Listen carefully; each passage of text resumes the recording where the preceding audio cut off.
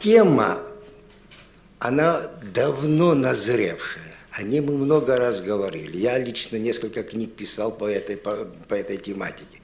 И вдруг, когда она оказалась в забвении, естественно, было непонятно, почему многонациональный народ Российской Федерации вдруг эту проблему стал совсем забывать. И вот появление, скажем, статьи Владимира Владимировича Путина, кандидата в президенты Российской Федерации, радует, с одной стороны, импонирует, что действительно эта тема поднята, потому что там охвачены такие сюжеты, которые имеют актуальную, жгучую, сегодня востребованную проблему.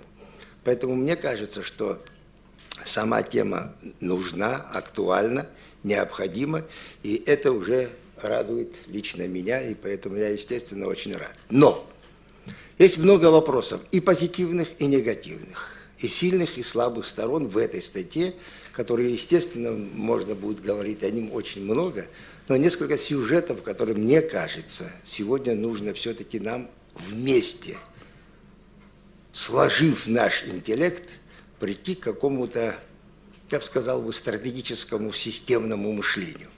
Но прежде всего, мне кажется, что нужно все-таки обозначить объективные причины возникновения этой проблемы. Вот когда мы будем знать, что является в основе национальной проблематики и что нас побуждает этим заниматься, тогда, естественно, станет легче знать, чем заняться, какой должен быть механизм разрешения, рассмотрения, реализации этой программы, этого плана. То есть здесь не один кандидат в президенты должен этим заниматься, а этим должны заниматься серьезная организационная структура, сплав ученых, а ученые-специалисты, я давно этим делом занимаюсь, еще с тех времен, когда, в общем, лет 30-40 тому назад мы занимались, у нас было министерство, у нас была национальная политика, у нас было очень много разработанных актуальных документов, справок, аналитических записок, но, к сожалению, видите, потом рухнуло. Сейчас вот снова возрождаем то, что уже давно забыто. Статьей, которая вышла, статья Путина, она тоже нормальная, ничего особенно нового.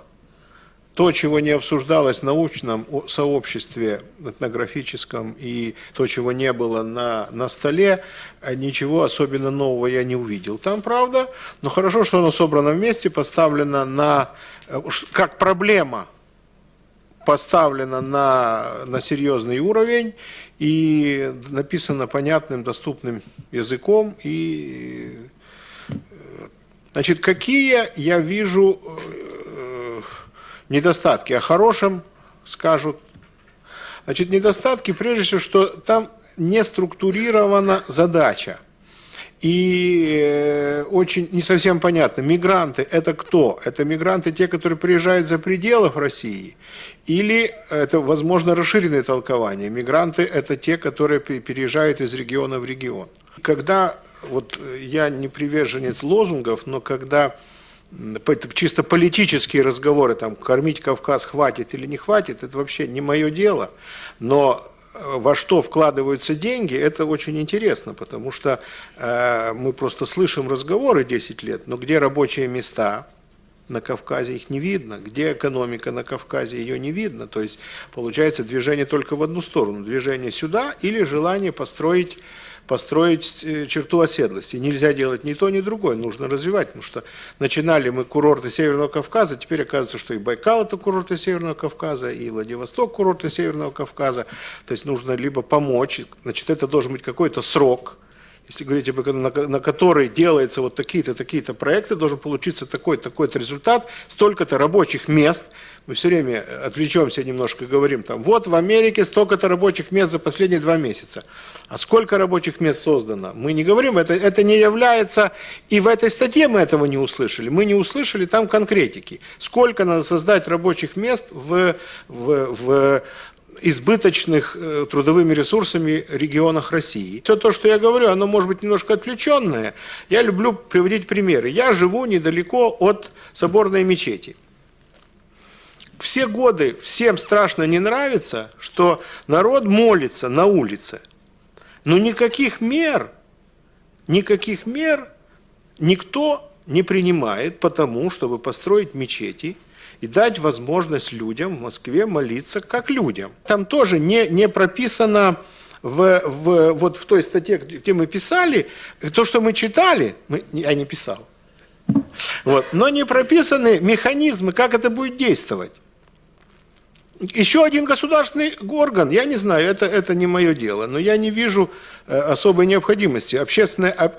Если нет механизма действия, вот это сбалансированного действия какого-то в головах у нас, то никакой государственный орган не поможет. Я считаю, что статья очень хорошая, во всяком случае тем, что там на самом деле на самом высоком уровне подняты эти вопросы, которые мы на протяжении многих лет кричим об этом везде, что национальный вопрос в России – это самый важный вопрос и ахиллесовая пята России. И нас где-то слышали, где-то нет, но сейчас, когда на самом высоком уровне обратили на это внимание, и даже если не прописаны, невозможно, наверное, в одной статье прописать и механизмы реализации. Но сами вопросы уже поставлены, мы считаем это большим плюсом. И если говорить о национальном вопросе, то если, как Владимир Путин в своей статье совершенно правильно называет русский народ фундаментом Российской Федерации, если русский народ, будучи фундаментом нашей страны, говорит о притеснении своих интересов, русский народ, если жалуется, то можете себе представить, в каком положении находятся другие народы. Скажем, Ямало-Ненецком округе, или там на Чукотке, или там Поволжье, на Кавказе. У нас национальный вопрос очень серьезный в стране, и его надо решать. И я бы хотел, и в этой статье написано, что должен быть орган, который, в принципе, должен возглавлять президент. И я двумя руками за то, чтобы был такой орган, где каждый народ, независимо от удаленности от Москвы или от численности, мог быть услышан. Надо понимать, что это все-таки предвыборная статья. Там есть такой принцип: всем сестрам по сергам, это тоже безусловно есть. И наверняка есть за что критиковать эту статью. В частности, там, если говорить о миграции, то если это имеется в виду внутренняя миграция, то я более чем уверен, что разговор идет о внешней иммиграции. Но если разговор вдруг идет о внутренней миграции, то считаю, что это категорически нельзя делать. У нас в Конституции закреплено право свободного передвижения. И вот коллеги, я надеюсь, поддержат, экономисты вообще считают, что миграционная мобильность в стране – это залог, да? Трудовая. Да, это залог успешной экономики, это применяется везде, и сейчас устраивать у нас крепостное право там, или черту оседлости – это возврат к глубокому прошлому, который, в общем-то, взорвет ситуацию вместо того, чтобы выправить. То, что там говорится о межнациональной теме, о миграции, но вот мы и в палате, и потом с другими структурами тоже обсуждаем эту тему, она тоже нас касается, поскольку говорят, вот мусульман очень здесь много из СНГ, и что же с ними делать? В принципе, у нас тоже есть вопросы, как и религиозные деятели, поскольку вот действительно не хватает мечети. В Москве всего сегодня 3 действующих мечети от нас снесена. Сейчас там в палатках люди молятся, и несколько миллионов мусульман, конечно, не могут там вместиться в этих маленьких мечетях, да. И более того, вот те люди, они совершают службы по разным молельным домам, где-то вот отдельно мы даже не знаем, кто их там учит, чему там их призывают вообще. Ничему хорошему. И вот, да, и значит, Вот, говоря о миграции, мы должны помочь. Конечно, во-первых, миграционная политика не должна осуществляться в ущерб граждан нашей страны. Это всем понятно.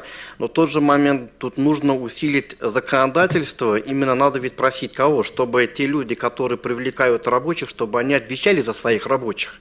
Мы видим, что их привлекают, а потом их здесь бросают там, на произвол судьбы, они просто им не нужны. И непонятно, кто вообще за этих мигрантов в стране отвечает. Там вообще неразбериха серьезная. Вот по законам, если даже вот в Дубае, да, вот Эмираты, там подписывают с мигрантом 2 контракта и не больше. Вот он работает у них без супруги, без жены, вот один работает, потом уезжает. Вот у кого спрашивать, неясно.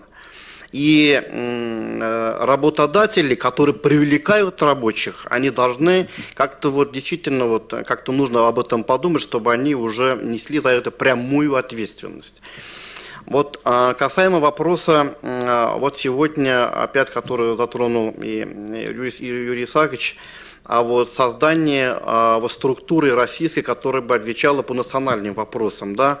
Сегодня есть в Минрегионразвитии там отдел, там хорошие люди работают, но это такая большая тема, должен быть комплексный подход. Если в стране будет нормальный орган, федеральный, который будет это регулировать, возможно, в Ростове какой-то чиновник, как вот ему понравится, так уже поступать не сможет, да, или в другом любом субъекте. Нельзя отдавать на откуп там чиновникам вот эту очень такую тонкую тему, да, она должна как-то где-то координироваться, и там должны быть нормальные специалисты. Что касаемо особой роли русского народа, да, о национальном вопросе сегодня. Да вот Татарстан, Башкортостан, эксперты говорят, 38% смешанных браков. Ну как нас разделить? Мы уже настолько уже как бы живем вместе, да, и те призывы, которые действительно вот по статье Владимир Владимирович прав, что в начале 90-х ведь призывали, целые же митинги были в Казани, когда кричали на митингах, что детей от смешанных браков надо кидать в огонь, и тогда удалось, и при неимоверных усилиях и вот нормальных, умеренных политиков традиционного духовенства это сдержать вот тогда, да, но были вот такие нехорошие вот тогда тоже предпосылки. Безусловно, роль русского народа, которая объединила вокруг себя и другие народы, она очевидна. Исторически вот так складывалась, она как бы не то что порабощала, да, давала и другим как бы вот жить, и мы это все хорошо понимаем. Но другой вопрос, как это законодательно записать вот здесь, да, и не возникли ли как бы вот желание и в субъектах еще где-то, да, тоже записать там вот про прав других тоже народов, да, вот здесь, конечно, еще мы должны как бы эту тему еще обсудить и к этой теме еще вернуться.